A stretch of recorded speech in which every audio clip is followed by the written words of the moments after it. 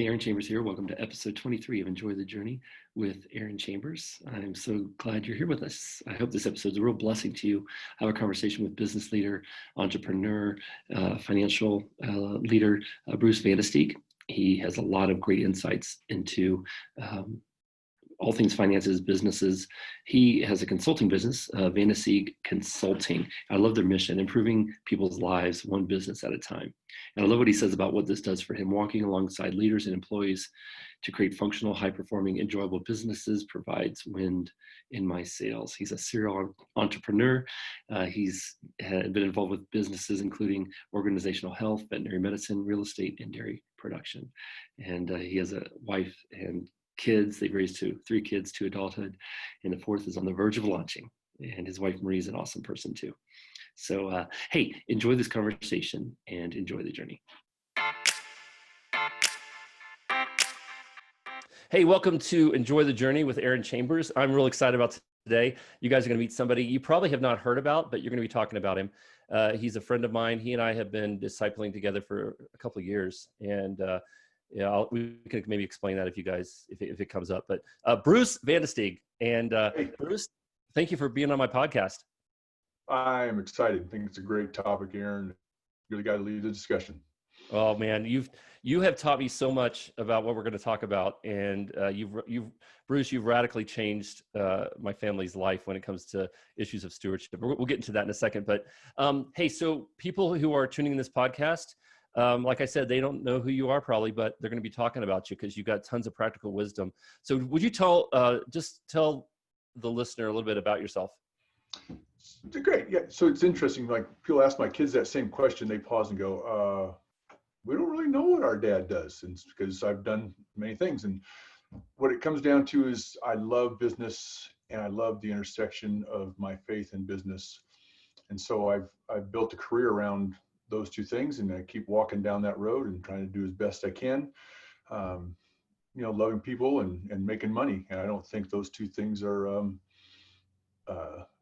opposite sides of the world. I think they're highly integrated. And so functionally what I do is I have two businesses right now. I have a business consulting business where I coach businessmen on organizational health and profitability. And I also have a real estate investment business. And think about this, like my mission in life is to improve people's lives, either one business at a time, that's my consulting business, or to improve people's lives one house at a time, and that's my real estate business. And so that's what my wife and I are out there trying to do. You're my friend, you're a doctor. I am a doctor, right? You're a doctor of veterinary medicine, if I'm correct. I am. It's funny. I still do that. So a lot of my consulting work goes on with agribusinesses, specifically dairies. I've been doing dairy medicine for 30 years. So I'm an expert in the dairy world. I've been a dairyman before. So I'm on my sixth different startup. I'm an entrepreneur. I love business. And people ask me, well, why'd you become a veterinarian? I often look back and go, because I always wanted to be one. Since I was in third grade, I wanted to be a veterinarian. And then once I became a veterinarian, I went, this business thing is cool. I grew up in a small business. We did construction, as a apprentice concrete finisher and apprentice mason, by the time I was out of college. And I don't like to dig, so that meant cows were a way better option. But business is awesome. And it's like I tell you, I'm not sure if I should have went to business school first or veterinary medicine first, but I chose veterinary medicine and I learned business along the way, right? Kind of school of hard knocks and whatnot. So. Yeah. So Bruce, when did you first understand you had a knack for business? So I was about a year or so into practice, and I started looking at how they were running the practice.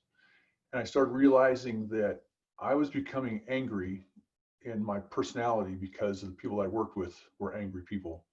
And I started not treating clients well. I started not treating cows well. And I'm like, this is wrong. And there was a verse in Psalms that talked about being around, or Proverbs about being with angry people, you become them.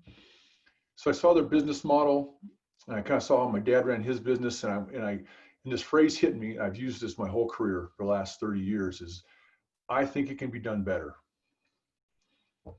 And if I think it can be done better, then I'm going to go do it better. Okay, right? so that's the standard for for making a business move decision in your life? In my life, it has been, because that was the opportunity, right? People ask me, at one point in time, I was in the corporate world and I was in management, and they asked me, where do you want to go next? It was a ladder climbing discussion. And I couldn't answer that question very well because there was no position ahead of me, right? There was a director of North America, and there was a president of North America, were the next two in line for where I was at. And I didn't necessarily aspire to those things. And so they asked me, well, you took this promotion. I go, well, yeah, you laid an opportunity in front of me. And I thought there was a good opportunity. I thought it was something I could do. I thought it was going to challenge me, and that the region you were going to hand me was in disrepair. So I'll get to that. That's another theme in my life. And so I'm an opportunist. And that's where that previous statement comes from, is I think it can be done better. There's an opportunity. Let's go. Now, that doesn't mean that I'm not fearful, because it probably took me about a year to make that decision, and lots of talks with my dad. And I can remember being with my dad, and we lived in different parts of the state. And he looked at me and he goes, I am tired of hearing you talk about this. Get off the pot or shut up. And there probably was some more like language related to cows and manure associated with that conversation, sure. Not appropriate to this podcast. Gotcha. But it, so it didn't just like, it wasn't like, man, I could just do this. And still today, I've got one of my businesses is very new, and there's some things I'm really struggling with getting myself to go do, but there's an opportunity, right? And that, when you think about, I feel more called today than maybe I sensed back then, right? And I heard a guy give this message once, a guy I respect quite well, and use this verse, right? Is I cannot come down, right? Nehemiah talking about being on the wall. I cannot come down. I have this great work to go do, and I cannot come down, right? And I kind of live by that. God's given me this great work to go do. I've been fortunate, he's given me several great works to go do. So the other theme that kind of comes along my whole life, which I really realized in the last probably year, is that I'm a fix and repair guy. And so I need to have I can't just sit behind a desk kind of a deal. Not that that's bad or wrong. That's just not me. I need to have some of that thinking, visionary, piece. And I got to actually do something. I got to wrench on something. I got to build something. I got to go do a surgery. And so that's that fix and repair that came through veterinary medicine, where I would help clients help their businesses get better. But man, every now and then I had to go cut something up or fix something. Once I learned I needed the combination of those two things, I've been able to build businesses around those instead of really getting stuck in some other things, right? So I bought car washes that were defunct or not running well, fixed them up. And once they got running really well, I kind of got tired of them. They were fixed, they were repaired. It was time for me to hand them off to somebody else. So I'm a better entrepreneur than I am a maintainer. So now I hire people to maintain things for me. Okay, I have so many questions. So real quick, let me speak to that. How, as a business leader, do you decide it's time to let a business go? Because in the time we've been friends, you've led several businesses and then transition to something else. You are a fixer, and you can take something and make it better, which is actually why I started meeting with you, because I knew I needed help as a leader. And so the car wash, for example, as a leader, what is it that as a business leader that you start thinking, okay, it's time to let this thing go? So truth be told, it's like somebody says to you, oh, well, honestly, I hate that phrase. You should always be honest, right? That's right. So true confessions would be a better phrase. That one, I think I knew deep down it was time, and it was my wife. It's like, we got to let these things go. And so then we walked through that process. And how I kind of got to know there is one day somebody asked me a question I often ask my clients is, well, what's the vision for this business, or what's the mission for this business? And I struggled with make more money. And there's nothing wrong with that. I like making money. I'm fairly good at it. But that's all there was. I couldn't find any redemptive value or any missional value in washing people's cars. I've raised my kids at the car wash. That was one of our purposes, that they needed to learn how to work. They needed a place to grow their skills when they were young before people would hire them. That was accomplished. I'd always kind of thought, hey, it'd be cool to have like a legacy business and our kids could take the business over and we work together as a family. And the phrase that we got from every one of our children was, heck no, we don't want anything to do with that business. And when I realized that there was no family value, there was no intrinsic value where we really felt like we were lifting people's lives, and all it was making money. I can make money other places. We sold them and they were gone. And so I really try to be intentional about what I do. It's something I've learned from my dad and from others. And this intentional living thing, where's your there, right? We're here at A, we can't stay here at A, I got to go to B. You know, you can't stay in high school forever, right? You got to get out and got to move on, you know? And so as I looked at where my there wasn't really in the car wash business. It was a good run. We did some good things. We cleaned up a couple businesses that need to be cleaned up, you know, in our local area. We did some good things for people. We helped some people along the way in their job careers that no one else would have, you know, helped. But it was time. And so that left, and then, you know, I just entered a different season, tried something else, and just, you know, you're kind of looking for that purpose, right? We're in our 50s, you know, what's significance we're going to leave behind? And that wasn't it for me. And now we found it. You know, it kind of took some time walking through this whole finding your why. Mm-hmm. And that why is improving people's lives through business or through real estate. Okay. You're speaking to your core values, and you consult with huge company. Like you've consulted with, I don't want to exaggerate, but probably multi-million-dollar, maybe even billion-dollar companies. Not billion, but multi-million. Okay, good. I'm glad. I don't want to exaggerate. That's what I said. So now, as a consultant, when you come in and as a believer, how do you, because, you know, your core values, redemptive value, you want some of the things you mentioned about in your decision-making process with the car washes. How do you walk those core values into consulting with a business that is, you know, I hate this term, but secular? Yeah. So I'll just share my core values, right? If it's worth doing, it's worth doing right. Okay. So once you say that, life becomes kind of hard, because now you can't really cut corners. You got to decide, is it cutting a corner or is it fitting good, better, best, right? You know, it's like you're rehabbing a house and you got to look at your market, right? So good might be this area, or better might be that, right? What finishes you put in, but the quality of the work is never going to change. We're never going to shortchange that, right? We're never going to wire something together with electrical tape when it needs to be in a box. We're going to do it right. The next one is we're going to care. Our next one is grit. We're going to be courageous and we're going to be resilient.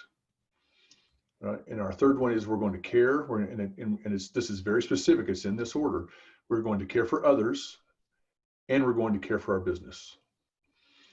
So that speaks to, we're going to love people. We're also going to be accountable, because caring people hold people accountable. And I think that's where we miss in business often, is you hear that phrase, "Oh, that's just business."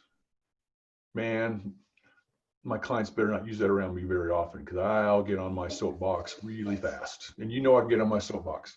I don't know what you're talking about. Yeah, you don't know. And because you can't separate business from faith. It's just impossible. God does not allow that in his word. It was never there, right? And so, but we don't see love being without truth and without grace. We don't see it without being accountable. We don't see it without calling you on your crap and making this and standing you up. But we also see us throwing you by the wayside, right? Because every time I look, everybody who's listening to this is somebody that Jesus loves. Period. We can't get around that. So how am I going to love them? Well, it's like my children. I can love my children. I can love them and them becoming slobs and terrible citizens. I can love them into being upstanding citizens who know how to work and who know how to love and care for people. And our businesses should be no different, right? God never fractionated our world that way.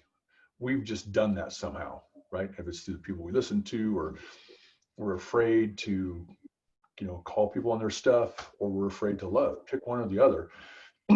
We tend to live life as a pendulum, and we let that pendulum swing way to the far to the right, way too far to the left.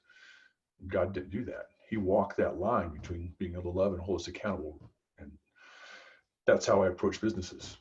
And I think those businesses that hit that spot are businesses that perform extremely well. They're very profitable. They're businesses where people love to work there. Like I interviewed a young lady for a business this last week. She's actually an employee there. I was doing employee survey interviews, and she's just like, I love coming to work here. I get to come to work at this place. And she works for a great man. I mean, he is a great man. He's he's human, makes his mistakes, but he's realized it, and he's getting help, and he's moving things forward, and people love working there, right? And it's going to be a business that does great things in his sector, and he's going to use his profits well, right? Because he knows they're not just for him. He's being a good steward of all that stuff. So does that stuff translate as a consultant? Because do you find yourself in some situations, laying out your core values? We need to care for others. Is it? You're in that world. Do you get much pushback with that, or is do you find, generally speaking, that's what companies are, the good companies that are succeeding are wanting to do? So I believe there are very few good companies. Okay. All right. I don't run into, I find more companies are. Explain that a little bit more. Most companies are in for themselves. How much money can I make? And they use the phrase that you as an employee need to bring value to me. Okay. Right. Which means that you're a disposable asset. No, it means that you're a disposable line item cost instead of a valuable asset. Right. And so I don't see anywhere in the Bible, I don't see God talking this way. I don't see Jesus talking this way, that we're to use what he gave us for our own benefits only and then spit everything back out. That's not leadership, right? That's what I would call managing. Leaders lead, which means I'm going to do everything I can so that you can be successful. And in return, because you're successful, I'm going to be successful. But I need to make you successful first, then I will become. Wait a second. I want our listeners to hear that. That is so insightful. It's a total paradigm shift it's a paradigm shift for so much of what you see kind of in the business world, that for you, if you're successful, I'll be successful. It's because it's counterintuitive. Yep. But what aren't the Gospels sort of counterintuitive? Yeah. Right. Jesus talked about in parables and people didn't get it. Right. Yeah. Explain, you go, oh yeah, that makes sense. And but it's not common. It's not common for businesses. I think there's good businesses. They try to do good things for people. But when you come at a perspective from what is God expecting of us, right? What did Jesus teach? Then it changes things, because then you realize this is not my business. I'm just holding it for a short time. God gave me something to use. He put these people's lives in my path. How am I going to handle them? How am I going to treat them? Am I going to love them? Right? And you start talking about love at work, people freak out. So sometimes I talk about care, so you can kind of get past what our world has said about love. And once we get down the road a little bit further, I can kind of start reintroducing that term. Because love means I'm going to hold you accountable. Love means I'm going to care for you. Love means that you're struggling with your relationship at home, or your wife's going to leave you, or your kids don't want to talk to you, or you got a relative that's sick and dying, then we're not expecting you to check that at the door. You can't just divorce yourself and leave it outside in the car and pick it up when you walk out of the office. It also means that when you come to the office, I'm paying you for a day's work. And we make an exchange. I'm giving you X number of dollars, you're giving me X amount of work. And for you to do anything different is stealing. Right? And that's wrong as well. Wait, I think it's, once again, I hope people are taking notes, because once again, that's a great insight. if people are not doing what they're being paid to do, they're stealing. Mm-hmm. So, It's no different than taking a pencil home, or what's commonly done in a lot of dairies is they take the toilet paper home. I'm seriously, really? It's not yours. If you don't like the guy you're working for, go find somebody else to go work for. mm-hmm.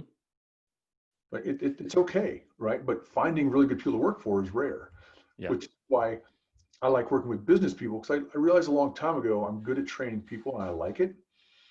But if I train people for a businessman who doesn't really care and he thinks that training is going to fix them, we don't fix people, right? We lead them. We show them a different way and they choose on their own. So those trainings never lasted. But if I can work for a businessman who gets it, who wants to change, who wants to run a good business, who really wants to be good to people and good to his customers, and make money and uses money well, oh man, we can do some great stuff together, because they just need some help channeling it, figuring out, answering, because everybody who started a business was good at something somewhere. And one of my customers now started in sales. So he gets the sales thing like none other.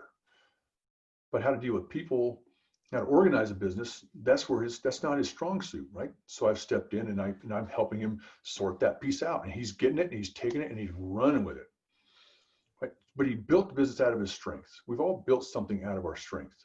Mm-hmm. We're usually weak someplace else. So learn it or employ somebody that gets it, so you can move that next step. But that's where I come in, and I get super excited, because then these businesses just grow, and the people, it's so cool to see the employees, once they start seeing what's happening, they're going, we're moving, this is changing. And then they want to get on board. And when you get a group of people on board, it's that train example, right? And one of my clients used this last week, says, guys, the train's moving and here's where we're going. And it described where they're going. It says, some of you are sitting at the depot. I need you to get on board. But it's your choice. But the train is moving. And if you don't get on board, we're going to leave without you, because it was your choice. Nothing there is rude or mean. It's just factual. There's a great invitation. He showed them the way. He's loving and caring for them. And if you don't want to be part of this deal, it's okay. You can bless somebody else with your talents. It's all right. Matter of fact, please do. So culture, you're talking so much about culture in this, and you started, we started talking, you mentioned a company you work for and the culture was angry. You find yourself becoming angry. Bruce, what do you do as CEO, as boss, to create culture, the kind of culture you're wanting? Like, what are some of the things you intentionally do? I think you have to intentionally ask who you're going to be. Okay. So that's, in mine, we're going to improve people's lives one business at a time. That's what we do. Would you find yourself asking that question to companies that are already established? Like they need to figure out, okay. Absolutely. If they don't know what their mission is, I used to kind of go, hey, we're going to work around it, because a lot of business owners hate thinking about that. They're moving, they're going, and they're like, we got to know, you need to know, because otherwise we go over here and we go over there. Not that your vision can't be wide. I'm not saying it has to be super, super narrow, but you got to know. And then the next thing is you got to know who you are, because you're going to hire the right people. I like to talk about right people, right seats. The right people are people who share your core values. So in my business, if you really don't care about doing the right thing, you cannot work for us. I can't handle that kind of slipshod not quality work, right? So in my line of work, people come and go, oh, you're just flipping that house, so maybe we don't need to caulk the joints. No. We're caulking the joints. Oh, the paint job doesn't look quite, that we're gonna paint a door. Instead of painting so all the lines are vertical, we're gonna paint it all over the direction so the lines just go everywhere. I'm like, no. If it's worth doing, do it. This is our right. Somebody's gonna live in this house, and I want to turn this over to somebody so they can enjoy themselves here. They can raise their families here. They feel good about this place. This house needs to smile when we're done, right? So if you want to have the right people on board, you got to know what your values are. And then you hire according to your values. You evaluate your people according to your values.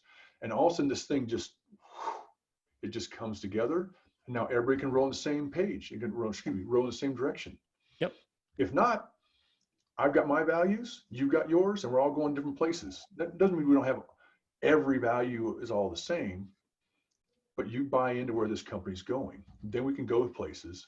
And then the next piece is you got to have an organization chart, right? Okay. I pushed you hard on this a couple of years ago, right? If everybody's not clear, and organization charts help build clarity, they help build where can my career advance to, because I'll know where all the other positions are. So when somebody leaves, I can go, oh, there's an opportunity. You know, I'm sweeping the floors this week. Maybe I can become the bookkeeper, or maybe I can answer the phones, or maybe I can become a technician and learn this skill. It just gives opportunities, but everybody knows, they know who to report to, who to talk to, and the people who are in charge know they're in charge. And you better lead, because I, the CEO, am now empowering you to lead. And as a CEO, instead of everybody being my direct report, if I have to lead, 10, 20, 30, 100 people, which is totally impossible, I'm investing myself in a core group of people who then I empower and expect them to invest in their core group of people. And they got to do that with their people. And pretty soon we're all investing in each other. And we've tied this thing through. There's a line going through the whole company, and everybody's helping each other grow. Those companies go places, and people love working there. So people who would love to work for your company, I'm just going to create a hypothetical situation here, and you interview them. What are you looking for in somebody you would like when you're trying to hire somebody? What is it like? Oh yeah, these are the things I'm looking for in a hire. Well, so I guess, in my business, I'm going to ask questions around my core values. I won't use. Okay. So that's the thing. That's what people to hear is like the core values aren't something you slap on the wall. Oh no, actually I don't put them on the wall. Why not? Because those are posers. Okay. As a matter of fact, it's kind of like saying to me, I'm going to say to you, Aaron, I'm going to meet you for coffee tomorrow morning. I am going to meet you for coffee tomorrow. Now, it's a bad example because we probably can't meet for coffee right now. That's right. But let's say, wait, I think Blue Mug's open. We go to Blue Mug. We're going to meet for coffee, and I don't show up. You call me up. Hey, Brandon, you missed it. Oh, yeah. Tomorrow. We'll meet you for coffee tomorrow. Right? I keep, instead of saying it, I'm just going to show up. Right? Instead of saying, oh, I do really quality work, I'm going to show you that I do quality work. Now, I'm not saying we shouldn't tell everybody what these core values are, but what happens in a lot of businesses is we post them on the wall and then we never really ever do anything about them. So you need to talk about them, you need to live them. So I think every company ought to have a weekly meeting, like a weekly tactical type meeting. You're going to bring some form of your core values up. Somebody's going to come up. Aaron, we were working on this house this week, and dude, you did a great job making sure all those doors were painted really well. That just reemphasizes if it's worth doing right. Thank you, man. Hey, Aaron, we were working with this business. You're working with me, and man, you showed that you cared for those people, and you see how they responded. Man, that's reflecting our core values. See, I just work it into my conversation. And you're being very specific too. Absolutely, because if I don't talk about what I want you to be and keep reinforcing it, right? How many times does it take a message to get across to somebody? Was it 3 to 12 times? So I need to keep talking about it. I need to keep living it. I don't need to post on the wall and like point to it, go, there they are, guys. You should do that. What does that mean? Right? It needs to become part of who we are. And our core values usually are. If you're good to people, that's just who you are. It's what you do. And people are naturally drawn to that. So as we're working with employees that are trying to come on board and be part of who we are, you talk about it. The other thing it does is because I'm talking about it and I'm reemphasizing in meetings, I'm reemphasizing in what I do and how I'm reminding myself I have to be that way. Because trust me, there are times I go, oh man, I don't want to do that. That's going to cost me money. Like say I buy a house and I bid it, and I think it's going to cost me, $1,000 to fix a house. Also, I'm tearing into it. I'm doing the demo. I'm going, oh no, it's a water leak I didn't know about. There's mold someplace. I thought the water heater worked. And now my budget's blown and I'm on the verge of maybe not making any money. And immediately what you want to go do is you want to go, what can I do to cover this up or patch it up and kind of make it work? And no one will notice. They will notice. You will get caught. Somebody, my employees, are watching. My kids who work with me are watching. It's in my conscious. Do I want to live that way? And so it keeps me from wandering down that path and going into mediocrity and not really living who I want to be. So I'm much happier if I follow who I want to be than if I let myself slip and start making those decisions, thinking no one's going to notice, right? That's integrity. Everybody uses integrity as a core, not to say everybody, it's common core value. That's why I didn't put it in mine, but integrity comes out in what I've got, right? That's why I like to rewrite. So that's, and so I do, this company I'm helping now, we interview people, right? I'm helping them learn how to interview.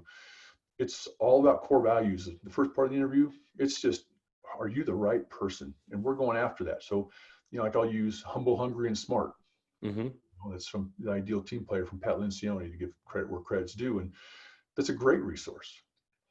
But you find those kind of people, you just build great companies, and you build people you enjoy coming to work with. I mean, I had days, and not currently because I'm better at hiring, where I'd come to work and go, I don't want to be here anymore. I would avoid the office. When I was a veterinarian, sometimes I'd come in at 5 a.m. I'd be out by 6. I'd come back in at 5 because my staff was gone because there's one employee I didn't want to deal with. And finally it dawned on me, this is my business. Why am I avoiding my business? I'm not leading well. And I found out it's because I had an employee who wasn't doing the job well. I was avoiding holding them accountable. I was avoiding the hard discussions, the hard deals. Once I got over that and just dealt with it head on and lived who we were going to be, they either got on board or decided to go. And I've never had a person leave the business and we didn't get better after they left. Never. Okay. So thinking about your leadership, what's one thing, by the way, we're way off the questions I sent you because this is so fascinating. I just want to dig deeper. What's one thing? Okay. I like this kind of question. What is one thing that you're doing that a majority of business leaders aren't doing?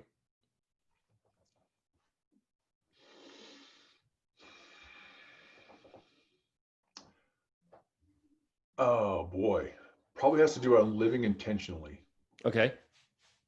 And then real close second is really caring for people. Well, Yep. pick one or the other. It's those two are probably the things I don't see a lot of business people doing. Yeah, and we're not trying to put down other business leaders, but I just like that question. It's like, what's one thing that you'd be really surprised? This is one thing that a lot of people don't do, what we're doing. So, okay, so you talked about loving people. One thing you said early on in this conversation that I wanted to come back to, because I feel like some Christian leaders and Christians create a false dichotomy. You said it's about, I want to make sure I get this right. Something about, it's about loving people and making money. So those things aren't mutually exclusive. Like, amen, brother. Okay, no, I want you to explain that, because I think that's something that I find in you that is so interesting, is that you love Jesus, you love your family, you love the church, you love people, but you also will work really hard to make hard decisions to be successful. I love making money. You love making money. Yeah. So how do you, so for the people who are listening and maybe think, oh no, cause they misquote the scripture, the love of money, money is the root of all evil, and that's not what the Bible says. It's the love, that gets, so talk to the leaders who are listening, who maybe even young men and women in leadership in a business, and they're wrestling with this. I'm a Christian. How much money should I make? Like, how do I do both? How do I love people and make money? So let me back up. We're trying to throw the church under the bus, but this is how I grew up. Uh-huh.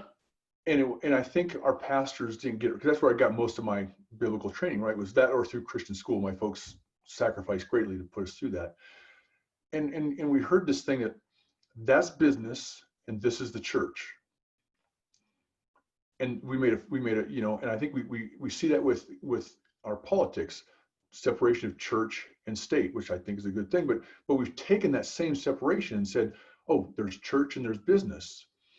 And I hear people make the comment a lot of times, go, well, it's just business. That's another phrase for, I'm just going to screw you. Yeah. Sorry. Don't edit that. I think it's really great. That's good. I'm not going to edit that out. That is good. That's what happens. You know, and I had Christian guys I worked for when I was in practice that would say that to me, and they wouldn't pay their bills, or they just put the screws to me. I'm like, wait a minute, we're in church together on Sunday and you're screwing me during the week. What, come on. And I didn't get it. I didn't understand it. And so it's like, you know, moved down my journey. I started looking at this. And so the very first thing we see in the Bible is these three guys get together. Now they're all the same guy. It's God, the Father, the Holy Spirit, and the Son, right? These three guys, they get together. And what do they decide to go do? They decide to work. The very first thing, they worked first, they took a break last. And then in that, they said, hey, here's this thing. They gave this thing to us, the world. They said, go subdue it, which means this is yours to take care of. Don't let it get away from you. Rule over it. And they gave us everything to take care of. And that command has never gone away, ever. It's still in place today. God didn't wipe that deal out. The next command that comes along, Jesus looks at his disciples and he goes, hey guys, here's the deal. You need to love one another as I have loved you. And by the way, people will know that you follow me and you are my disciples if you love one another as I've loved you. And I look at that and I go, God created work, God created love. And he didn't pull them apart. Those two things stand. They've stood for the ages, and they will stand for the ages to come. So if that's the case, and you start looking at things, you know, like you look in Proverbs where God's talking about, go till your fields. And if you don't till your fields, you're going to have nothing. Right? And he talked about being prosperous. He talked Jesus talked about parable of talents, right? Go use what I gave you. And those guys didn't know when they went out. They gave them talents. They had no idea what God was going to do once they came back. But they knew who they were serving. And they go, I got to do my best for this guy. And they did. When they got done, God goes, hey, you're a good and faithful servant. Why? Because God's faithful. They were faithful to him. He's faithful. Boom. Here's more. And to whom, you know, God gives more to those who handle more. It's just that, look around. And he gives you what you can handle, right? I'm not a multi-billionaire. I probably couldn't handle it. Sometimes I go, hey, God, let me try. But I really don't want him to. That's not where I need to play. I kind of think I know where I need to play. And I'm just letting God take me and go, let's go do business. Let's go. He's blessed people with different talents. Bless you. Go do what you do well and go do more of it and be generous. Because that's the other piece that comes out. Jesus was always generous. I want to talk about stewardship. Mm-hmm. I want to stop you where you are right now, because that's one of the things, Bruce, in our conversations that you have really shed light on a teaching, an example that I didn't see it. But Jesus as a model for leadership, because you've gone to him several times now. First of all, by the way, if you're listening, what Bruce said about God the Father, God the Son, God the Holy Spirit, and them working, like I have never thought about that before. That is so brilliant. That is such a great insight. And then you took it to Jesus. And I want you to talk a little bit about, since you've already mentioned it a few times, Jesus as a model for leading a business. Oh, dude, he is. All right, here we go. He is the ultimate businessman, period. And I think you should pick the Gospels up and read them in light of a business, right? So here you go. You got a young man, and he knows what he's supposed to be about, right? And so he's talking to Pharisees and all this, but his parents are going, dude, you got to come home. And he was in training, and he allowed himself to be trained. He worked in his family business. He honored and respected his parents. He did his thing, but he knew that he was created for something different and more. The time was right. He stepped out of that, right? And we see him stepping out of it. And as he steps out of it, what happens?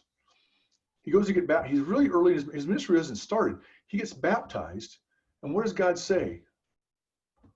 Well done, my beloved son.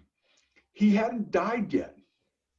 He hadn't healed tons of people yet. He hadn't done his ministry yet. God was so pleased with his son and how this kid grew up. He was working. And I'm like, okay, God's pleased with work. Jesus trained. He had an internship. He honored and respected his parents. But he also goes, I have a mission to go accomplish. Right? And he never lost sight of that. He was intentional. So he started that deal. So what's he start out and go do? He starts teaching. He's going along the way and he picks up a couple of guys. And he picks up a couple more. And so he's building his business because he knows he had the end in mind. He knew what he wanted to go build. He knew what his mission was, and his mission wasn't just to die. His mission was also to empower people to take his mission and keep it rolling, to build his church, right? Because he knew he's going to move on. We all know we're going to move on. What are we going to leave behind us? Is it just a business? Is it the legacy of our children? What is it? God's created that in all of us. What are we going to do? Because last thing I checked, outside of town, there's this nice green lawn. Everybody's going to go there. Teach us to number our days, right? So he picks up this group of people. And it gets bigger and bigger and bigger. And eventually he narrows it down to 12. Right? These are the people he's going to highly invest himself in. Inside of 12, he picks 3 that he gets close with. Why? Because you can't invest yourself highly in hundreds of thousands of people. It's impossible. You can't even really do it really well with 12. And then out of that 3, there's one who is really close with. This is just like business. You need to have your core group, right? Your chief executive officers, your go-to people that you're really investing in. You're expecting them to invest in everybody else. You have a little bit bigger group outside of that, right? And that's what you go do. And then you look at how he ran his business. He kept telling him what he was about. He kept telling him what his values were and where he's going, what he's going to go do. And he taught him. At some point in time, he goes, hey, right? They all knew they'd be fishers of men. Period. There's the deal, guys. But they kept working. We find them fishing along the way and doing things. We find Paul making tents. And then he sends them out. So they get some on-the-job training. And he brings it back in and they debrief. I mean, he spent 3 years training these guys. Like, you know how many companies have a decent onboarding program? It's like rare, especially the small business world, where we really train people and we really set them up for success. Jesus did that. He set his people up for success. We see him holding people accountable, right? You got the story of Peter at one point in time says, hey man, we know you are Christ, the Son of God. Turns around and says something like, no, Jesus, you can't go do that. He looks, get behind me, Satan. I'm like, talk about getting stood up. No one's ever said that about me. Get behind me, Satan. Whoa, dude. I mean, bam, stands him up. I'm gonna build my church on you. And then calls him Satan. I'm like, yep. But he loved him. He loved him so much. He's like, no, you are not going to stop me from my mission. Dude, you are on board. Get with me. Times go on, right? We get to, the Last Supper, the ultimate firing.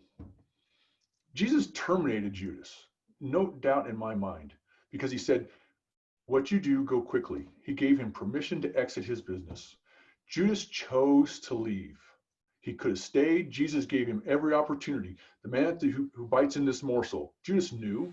Judas could have went, oh man, I'm screwing up. Jesus gave him every opportunity to turn around and get back on the team. But he didn't want to be on the team. The train left the depot and Judas got off the train. Right? That's another example. Not everybody's going to be on our train going the same direction we need to go. It's okay, because that person was going to ruin what Jesus was out to go do. He was trying to keep Jesus from doing what he needed to go do. Disciples every now and then tried to keep him from doing what he's going to go do. He wouldn't let him. Talk about being focused and intentional, right? He knew his core values, knew where he's going.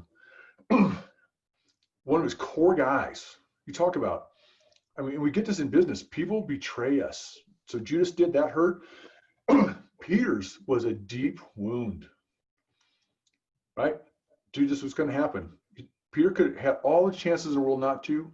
He got scared, just like we do, walks away, he runs away, then he kind of comes back and watches from the periphery, does nothing. And so Jesus held him accountable and gave him grace, right? We see him by the seashore. Peter acknowledges him. I could get choked up over this because this is so powerful. And he comes up to him, right? And he doesn't say anything harsh, but he asks him 3 questions, just like Peter denied him 3 times, right? Do you love me? You already know that I love you. And you just see him, he's scolding him, basically. He's saying, dude, you got to do a better job. Dude, if you're on my team, are you going to do this stuff? And he's like, yeah, I am. And after that, you see him, he's back on the team. He forgot about it. And so many times in business, people do things that hurt us, and we remember them forever, and we beat them over the head with it. I'm like, come on. You got to call them on it. You've got to. And we so often don't do that in business. We just wait and we wait and we wait. No, call them on it. Call them on it. You're sitting at the dinner table with your kid, and he on purpose knocks his glass of milk over and screams. You deal with it, right? You discipline your child. It's a behavior we can't let keep going on. Same thing happens in business. And then you restore them to the team because you see value in them, right? Are we going to value people like Jesus does, or are we not? And he valued Peter. And the last time I checked, he was right. He built his church on Peter's shoulders. That guy stepped up. He could have demolished Peter. He could have moved on, but he saw something in him. So are we going to see things in people? Are we going to, all these examples, business is right there. Now, are all the nuts and bolts? No, but it's right there. And we've just not seen it in this light. I'm going, people, come on. Yeah, I've studied the Bible, for decades, and this is, probably the second or third time I've heard you just exude what Jesus did as a business leader. And it's a perspective I had never seen before. And I'm so grateful you shared it, because I think it's going to be really important for people to hear that. The scriptures are so rich already, but coming at it as a leader or as a business leader, to what you just walked us through, because I know you could talk for hours about Jesus as a business leader. What else do you want to add to that? I didn't mean to cut you off. I had to say that because I was like, this is so rich. This is so amazing. Like, I'm so grateful people are getting a chance to hear this. So again, growing up, right, there was a phase we went through where we had to go and knock on people's doors and invite them to church. Right. And then, then there's like, invite your neighbors over for a barbecue. Like, those are all great things.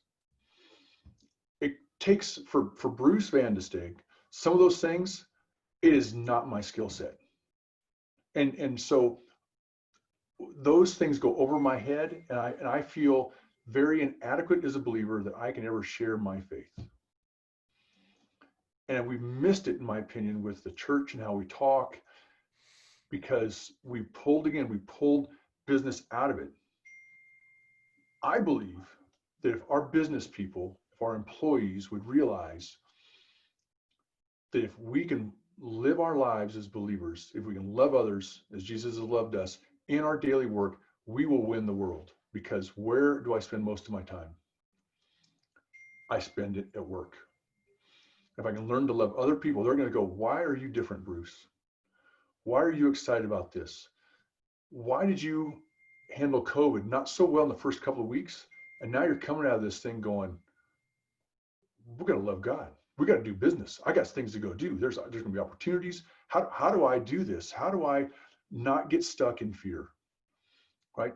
And just pick your example. It's no different than the Good Samaritan. Who walked by the beat up guy on the side of the road? Christians did. How sad. That was the guy that the Good Samaritan was doing business. He was journeying. He was a business guy, in my opinion. He had money. He paid for this guy's needs. He just loved somebody that he didn't even know. And we don't get that. And if we do that in our businesses, as owners, as employees, people are going to start going, what is different about this deal? And they're going to want to know. It's not my job to necessarily to convince you to love Jesus. It's my job to love you so that you will find him. God does the rest, right? And business, we can do that through business. And oh man, let's see the world turn around now, because you can't stop that. We can't stop that kind of love. COVID can't, nothing can. Okay. So speaking of COVID, as a business leader, what this, as we enter this next phase, whatever it is, and who knows, it's changing every day.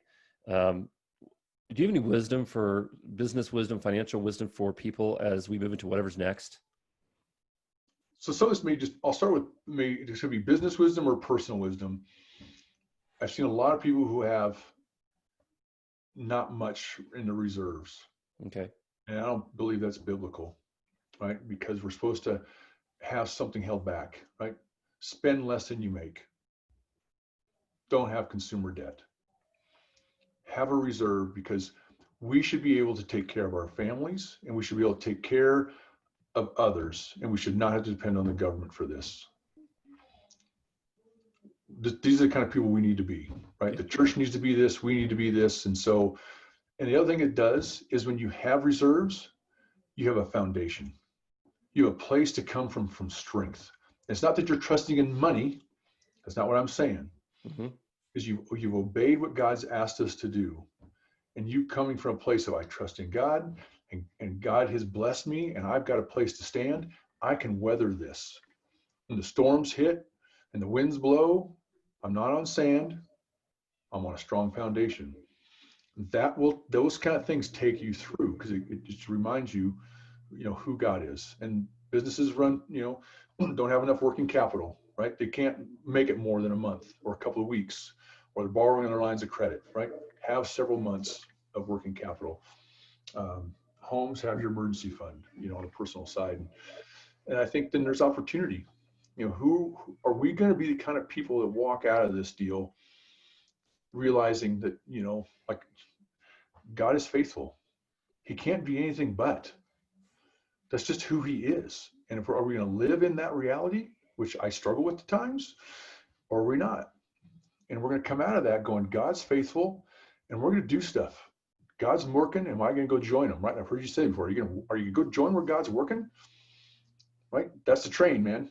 It's our choice to get on the train or off the train. And so as we come out of COVID, whether it's your business and there's opportunities, they're coming. But if you don't have the financial foundation, you can't take advantage of those opportunities. And I don't mean by taking advantage of people, Mm-hmm. take advantage of the opportunity, because sometimes that gets misconstrued in the whole business world. People are going to hear me and go, oh yeah, you're just going to, you're capitalizing on other people's pain. No, if you're going to be stupid, well, yeah, then, but you made that decision. I didn't. But I'm going to turn that into helping people, right? I bless people one house at a time. So I think it's looking for opportunity. I think it's realizing, taking the time to go, what did I learn from this deal? For me, it's God's faithful. It's daily bread. God just provides, always has, he always will. And it's me that gets in his way, because I think I've got to do it myself. And I think coming out of COVID, realizing that your health is a gift from God. Mm-hmm. Number your days. I look at my parents, I think I've told you a story. They're 80 years old. My mom had a heart attack, followed up with a cardiac arrest, right? She was dead. They brought her back. 12 months later, she has back surgery, and she is out working in the food bank 3 times a week. And they're serving people. They're holding Bible studies for the homeless and for the food insecure. And they're sharing Jesus. They're sharing love, and they're sharing Jesus. And they're 80. And they've Mm-hmm. not let this thing, and they put me to shame, because I wasn't. Mm-hmm. And I'm like, I gotta follow. We gotta we're doing that. We just gotta. So that's where I'm at with the COVID piece. So you mentioned your family, Bruce. So I have a couple more questions before we wrap up. You mentioned your family and being able to be in a group with you, a small group with you, and just knowing you through the years. You have, in my humble opinion, you have done a fantastic job, you and Marie, of balancing business and family. And you mentioned your parents, and I've met your parents, and they are truly extraordinary people. And your dad is just a great role model to me. But how have you, as a business leader, and maybe there's some young business leaders listening who are just now starting to have kids, and they're trying to honor Jesus, they're trying to make money so they can be good stewards with it. What wisdom do you have about how do you do all that, but while also stewarding your family? So, yeah, back to true confessions. So I didn't always do it well. Okay. I worked a lot. Well, this interview's over then. Yeah, but I didn't sacrifice everything. But being a young veterinarian, and I had my own business, I was on call 7 days a week, 24/7, and I gave a lot to my practice. I didn't miss my kids' games. We didn't miss church. I only missed dinner if I had an emergency. But I could have done things a little better as I look back. I don't regret what I did, but in spite of all that, and while that was going on, as I'm trying to figure out, guess what I'm saying? It's a journey. I'm in a way different place today at almost 54 than I was when I was 28 and just starting my first business. It's a journey, right? And it truly is. I've enjoyed the journey. I've had my ups and downs. We've had some tough times, but through it all, like with our children, you mentioned our children, our family, and by this is a partnership. My wife, I married up. There is no doubt, right? Actually, I got my first job. My boss goes, "We really liked you when we met you, and then we met your wife. We decided we'd better hire you because you make good decisions." She sealed the deal, right? So, but we were intentional. I've talked about this before, and our deal was we wanted to raise entry-level adults who had every opportunity to know who Jesus was. So if that's your intention, then you go, okay, what does an entry-level adult look like? That means when they're 18, they got to be able to move out of the house. That means they got to understand money. They have to know how to work. They have to be able to get up on time. They can't be sloths. They have to have good eating habits. They got to know how to do laundry. But now all the tactical pieces come into play and then when times get hard, and kids are brutal, man. They're going to test you all the time. They're going to push the guardrails all the time. And if you don't know where you're going, you don't know how to keep the guardrails in place. Right. So that was our deal. And so now here's the next, I'm going to ask the next question for you because you won't know where I'm going. But okay, Bruce, your kids are all out of the house but one, and he's close. So that phase is over. Well, what do you do now? Good question, Aaron. Because that's over. So what's my next? We found ourselves going, what's next? And we started looking around and some of the adults that we appreciate and admire. And like I've often told you, I don't really want to retire. I want to repurpose because I think retirement is wrong. Wait, say that one more time, because that is one of the things you've taught me that is now part of my lexicon. You don't retire. You repurpose. Purpose. God didn't ever say you could quit. God didn't quit working. He just took a Sabbath and kept going. Right? We're on this earth for a reason, and there's some way, something you can keep doing. Now, I get it if you're decrepit and old and there's other issues. That's not what we're talking about. But I'm sorry for all of you golfers or fishermen or whoever you are, and all you want to do is golf all week long. Repurpose, please. You have talents and skills that people need. There's a world that needs what you got. So we looked around and so we okay, what's winning going to look like in this next part of life? And we decided that we want to be the people, this is just one of them, that our children and grandchildren, we don't have grandkids yet, but someday, right? You're ahead of me there. Enjoy being around. So that means I can't be grumpy. That means I can't look at technology and go, I don't understand how to do this. It's crap. Throw it away. I don't want to, and it means that I can't be overweight and can't get out of my chair, because then that my kids can only come to my house and sit with me in my living room. Well, they want to do that a little bit, but they're not going to necessarily enjoy that. It means I have to have an attitude about life that says they want to be around me, so I'm not grumpy. So you're talking my health. You're talking how we handle our finances so that we can do things with them, so we can take them out to ice cream if we want to, or we can go places with them, or whatever that means. So you start to go, now there's all these tactical pieces that come into play, which means, oh, I have to work out. Dang it, right? I have to keep up with technology when I don't necessarily want parts of technology. I want to let it pass me by. I'm going to have to get on social media. Yeah, right? And you found me, doggone you. So, but those are things I've got to go do if I'm going to be that kind of a person. So Marie and I have lived our lives pretty intentionally. Do we wander off the course every now and then? Absolutely. Do we make mistakes?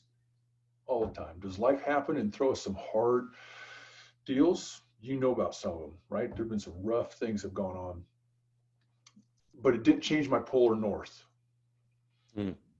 That's where I'm going, right? Yep. I'm here. I can't stay here. You can't stay in high school, right? You can't. It's 4 years. You got to go there. Where's your there? And that's what we're talking about. Our there is going to be, we're going to be those kind of people that you want to enjoy being around, even when we're old. Whatever age you are. I love that. My kids did not really appreciate what you taught me about responsibility when it comes to our children. I think one of the first things when you put on my radar was when you said, "And why are you paying for that? And why is your child not paying for that?" And I thought, what? Like that was, what are you saying? I'm the parent, and you really opened my eyes to I think a more healthy perspective when it comes to teaching our kids responsibility. And I really respect that. I think I'm not sure my kids fully appreciate it yet, but because what you said was it was in terms of, even like with college education, hey, you can explain it better than I can, but hey, Aaron, you have this many years to pay off this, and your child has this many years, right? Right. It's the concept of, we all feel like we need to pay for our children's college education, like it's some right. And what we're doing is we're entitled now. Boy, I could be making some people mad now, but we're entitling them. My children have never been for want. I didn't grow up that way, right? There's some things I wanted. I always had food, but things, we were slim, and type was, and my dad, coming out of Holland, we lived in the war. He did starve, right? And he saw people leave to go to concentration camps. They suffered. We've not had that. My kids have never had. The hardest thing they've ever had is COVID, where, oh my goodness, you have to stay home and you can't go to school. But you still have a cell phone or a Zoom call. And so really, did they suffer? Yeah, it's suffering, but not much. So, but when you look at, someday you need to be able to repurpose. And if you mortgage your home and you go into debt for your kids' college education, they get out of college and they don't have that. But you just saddled yourself with somebody else's debt, and now you can't get to where you need to go. And we took away that feeling of satisfaction that they actually earned something and paid for it on their own. And my dad taught me that. Now, he helped us, but we had to pay him back. I had to own my own education. My kids have fought it. Oh man, they were not happy. And we're having some of those discussions today about, I want to go do this. Well, do you have the money? Why is it always going to be about money? Well, guess what? It takes money to live, and you're using mine right now. And they're adults, mind you. This is a 20-year-old and wants to be an adult. Well, if you really want to be an adult, then you pay for it. Well, I don't have the money. It's kind of oxymoron, right? So we're helping them walk through that, because someday they're going to have to make a decision to not buy something to put themselves further in debt because they want it. I want skis. I want to go on this vacation. I want that kind of a car. And they can't really afford it. But they haven't decided what they really want. I really want entry-level adult children who know who Jesus is. Well, then I'm going to be at church. And it's not an option. We're going to have devotions at the breakfast table, which we still do to this day. It's not an option, because I want to impart that to you. I want you to learn how to work. I want you to earn things so that you appreciate them and so you don't waste them. So you don't go to college and screw around and not really get good grades and apply yourself, because it doesn't really matter because somebody else is paying for it. And I would go partying on the weekends and do whatever. No, when you got some skin in the game, you pay attention, right? So in whatever our audiences want for their families, just be intentional about going and doing it. You don't have to follow my route. I'm not perfect, and how I decide to raise my kids is my way. Mm-hmm. I'm going to act and talk like I think it's the best way, because if I didn't, then you'd really think, might as well shut up, Vande Steeg, and move on. But we're intentional about it. And so those are our kids now are the outcome of that. And I'm seeing then they're able to get jobs. People want them to work for them. They know who a good employer is. So they're moving to the good employers instead of living in mediocrity. They're picking good spouses. Thank the Lord. Mm-hmm. Right? Yep. You're there too, right? It's just, man, what a blessing to have a good son-in-law. Yep. Well, because we train them to make good decisions and not pick trashy spouses, for heaven's sakes. Don't do that. Partly because I'm being selfish. You're going to ruin my life too. Don't. Think about more than just yourself, right? And so it's just being intentional. We talked about before. It's, what do you want? Where do you want to go in life? Go there. And it takes that daily, weekly, yearly discipline, because that's what you want. You want that more than anything else. And that's what I want. I want my businesses to be that more than anything else. I want my life to look like that more than anything else, right? So there we go. Hey, so for everybody who's listening, this is why I wanted to talk to Bruce and wanted you to hear him, because it's just practical wisdom and it works. He's not preaching fairy tales. He's living this out. I know he's the real deal. Hey, Bruce, the podcast is Enjoy the Journey. What's up right now that's bringing, I like to ask this question at the end. What's up right now that's bringing joy to your journey?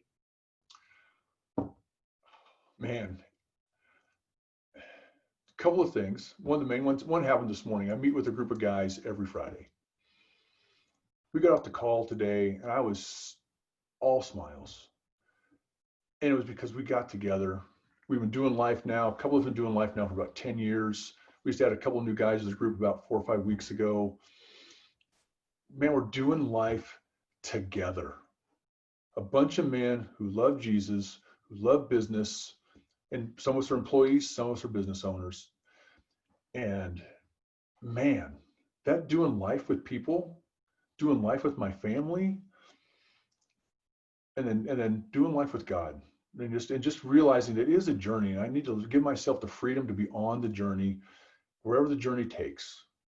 There's going to be bumps, there's going to be valleys, there's going to be mountains. Just, I'm learning. God's working on me, and he's been tweaking on me the last couple of months. It's been good. So it's just enjoying it. It's people. In spite of COVID, and we're getting back to people. Oh man, I tell you what, I'm not a hugger. You know me. I'm a Dutch guy. I don't hug. I'm about ready to start hugging people. Scary. Yep.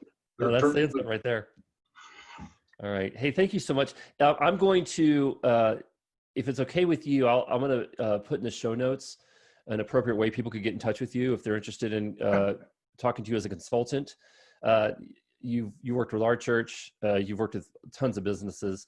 And is there something I'm assuming, do you have something off like you could mention as far as getting in touch with you, or is it just for as far as that goes, or?